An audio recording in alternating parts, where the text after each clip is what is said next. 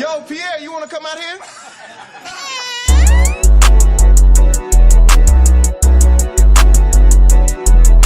What is up, everybody? Welcome back to the channel. My name is Jose, also known as JD on Twitter, and today we will be grading, reviewing, and recapping the 2021 and New York Jets NFL draft class. And I'm very excited to make this video because General Manager Joe Douglas has picked one out for the ages. This is a beautiful draft class.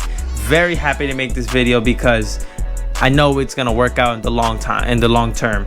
There's no way these first four guys are not going to be major players on this offense. That's what I'm going to be covering today. Today I'm going to be covering Zach Wilson, Alijah Vera-Tucker, Elijah Moore, and none other than Michael Carter. The offensive guys I will be covering today, and tomorrow I will be covering the defensive guys, which is Jameis Sherwood, Michael Carter II from Duke, Jason Pinnock, and all those guys. There's a few more. I think there's 2 or 3 more guys, but there's a lot of guys that we drafted on day 3 that was a part of defense. A lot of defensive backs, it would sort of say. So it all starts off with the 2nd overall pick in the 2021 NFL draft. The New York Jets selected BYU quarterback Zach Wilson. Let's go, baby. Zach Attack, Zach Mafia, Wilson Wall Street, Mormon Mahomes, whatever you want to call him. Welcome to New York, Zachary Capono Wilson.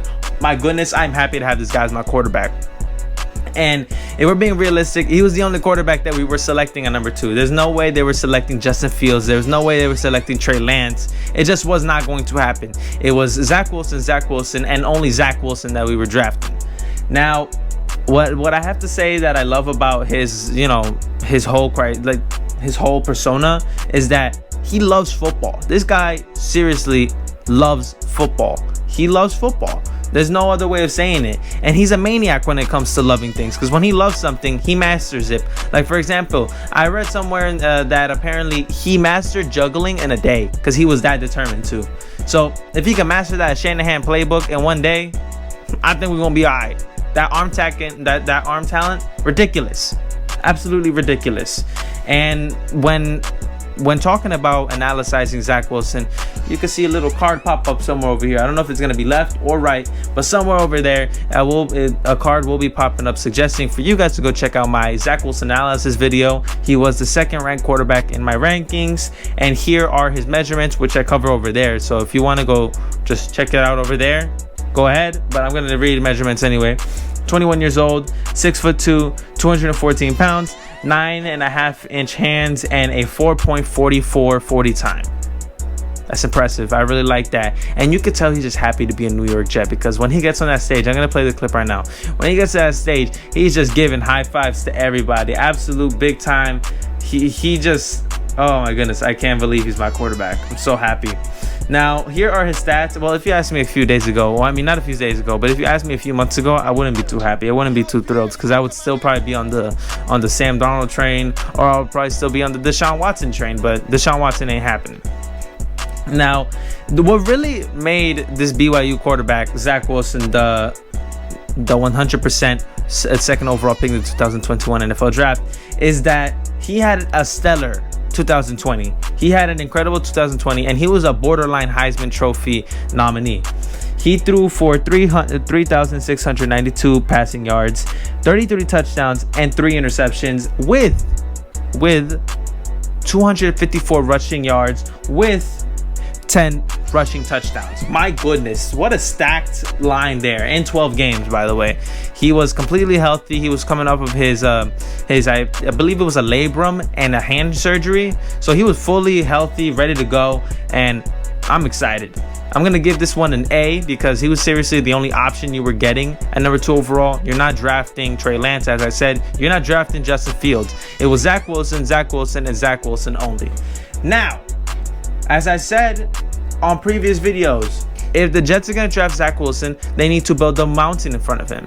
And that mountain has been added to.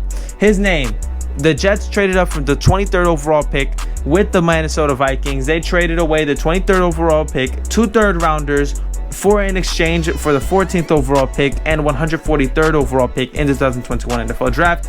And the New York Jets selected offensive tackle from the University of Southern California, Alijah Vera-Tucker. Let's go, man. This guy is ridiculous. He's getting comparisons from Quentin Nelson, Will Hernandez from the Giants. I'm so happy to say that the Jets drafted this guy. He's the, without a doubt, #1 interior lineman in this draft, and some describe him as no flaws type of player.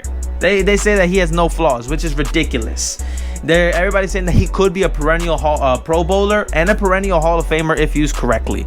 Now, he's perfect for our wide zone blocking scheme, so I could see him really working out very well in this offense. I'm very happy to say that we traded for him, but I know there's a lot of Jet fans that are angry that, oh, we gave up so much, because those picks that we traded away ended up becoming offensive tackle from Virginia Tech, Christian Darrisaw, he's pretty good, and quarterback Kellen Mond, who I'm really high on, and offensive guard from Ohio State University, Wyatt Davis. Those were all, big time selections. And yes, I understand missing out on Darrisaw and Wyatt Davis probably gonna hurt. Maybe missing out on Wyatt Davis is gonna hurt us long term. But I couldn't really care for Mond or Darrisaw. We already have a left tackle. We're supposed to have already a quarterback. So I don't see the significance in selecting Mond. And the 143rd pick that we received from the Vikings ended up becoming multiple draft picks when we traded down a few times with the Raiders and the Chiefs. I just didn't list the players because you know how much digging that would take. It would be ridiculous. Now, he's a junior. He's 21 years old, 6'4", 308 pounds, 32 arm length, a 5.10 40-yard dash, and 36 bench press. I give this a simple A+. Alijah Vera-Tucker, he's what we needed. We need somebody next to Mekhi. It looks like Greg Van Roten might not be starting. That's the plan. That's the goal. I hope the Jets can get something going. We got 2 cinder blocks on the left side, courtesy of Mekhi Becton, the Pancake King, and Alijah Vera-Tucker. Now, we've got the wide receiver from Ole Miss, Elijah Moore. Douglas and Saleh should be arrested for Grand Theft Auto and robbery, because there's no way you can't say that getting Elijah Moore at number 34 overall is a steal. There's no way you say, nah, that's not a steal. He was going there. No, he was projected to go mid to late first round. That was his projection. I honestly thought Tennessee was going to take him because Tennessee needs a number 2 receiver next to AJ Brown. Talking about AJ Brown and Elijah Moore are actually very tight friends, and they had an emotional moment after Elijah was selected. You should go check that out on Twitter. Some really heartfelt words there. It was tough to watch because it was just raw emotion. Those two, apparently they're really tight. I didn't know that, and they're homies. So talking about Elijah Moore, this dude is ridiculous. His route running is out of this world. You could be in front of him all right, I'm gonna cover you, come on, bring it bro, come on, bring it, and then you blink and this dude's already in another island. This dude's in Puerto Rico, Cuba, or Panama, or Dominican Republic. This dude's on a whole other island. You're just not catching it, man. You're not catching him. And then his route running, on how he moves his body, I'm gonna go to the body side, it's ridiculous, because usually when receivers turn a route or make a they go a different direction, they move their head first, then their body. These dudes just straight up, his entire body just moves. Out into the other direction. It's ridiculous. He's not guarding that. He's the best slot receiver in this draft. And maybe they found the heir to Jamison Crowder's throne. Maybe this says that Jamison Crowder will not be a Jet next year. I don't know. Now, he's perfect for the Shanahan offense, and I'm going to read you his measurements. He came in at 5'10", 178 pounds. He ran an unofficial 4.35 40 time, and he bench pressed 17 with a 36-inch vertical jump. Now, his stats are loaded. It's absolutely loaded. This year, he had 1,193 receiving yards for 8 touchdowns. 86 receptions in 8 games. Now, he had a 1,000-yard season in 8 games.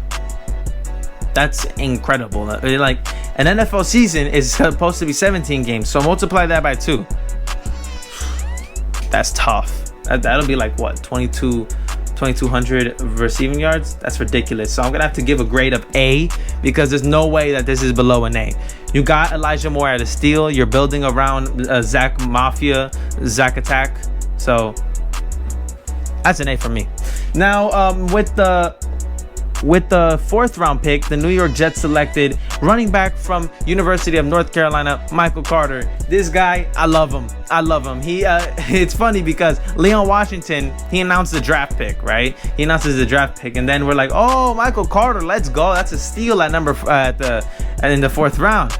And then I see this dude, like, I see his highlights, because I wasn't scouting him. I wasn't looking at running backs if their name weren't Travis Etienne or Najee Harris.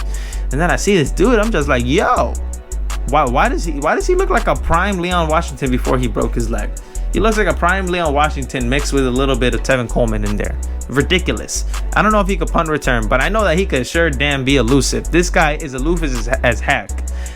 All you need to do is just give him some blocks, and this dude is a long touchdown waiting to happen. This dude, his burst is ridiculous. I'm telling you right now, you gotta go check out his highlights. I'm gonna put some on the screen right now.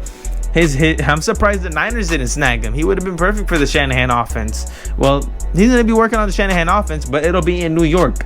Now, the round value, like the position that we were in the 4th round, that value that we got him in, it's absolutely perfect. It's absolutely perfect. He was projected to go in the 3rd, maybe late 2nd round.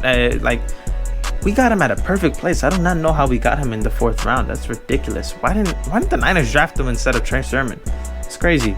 His burst is ridiculous. All he needs is an opening. And I understand the 4.50 40 time may be a little bit worrisome that I'm about to announce, but I don't really care about that. I mean, when you look at him in game, his game speed is ridiculous. Now let's go to the measurables, right? He came in at 5'8", 201 pounds. As I said, a 4.50 40 time with a 16 bench press, and his yardage is out of this world. His stats this year: he had 1,245 rushing yards with 9 touchdowns on 156 attempts in 11 games. I love it. I love it all. Love it all. And he had to share the ball with Javonte Williams, I believe, from the other running back from North Carolina that people were high on. I'm gonna grade this an A-. I love it. There were a lot of players on the board, that's why I'm giving it an A-. It should be an A or an A+, but I'm gonna keep it an A- right now because there were a lot of other players available that we could have used. But I'm very, very, very satisfied and very happy with the selection. Go ball out, Michael. And that's gonna do it for today.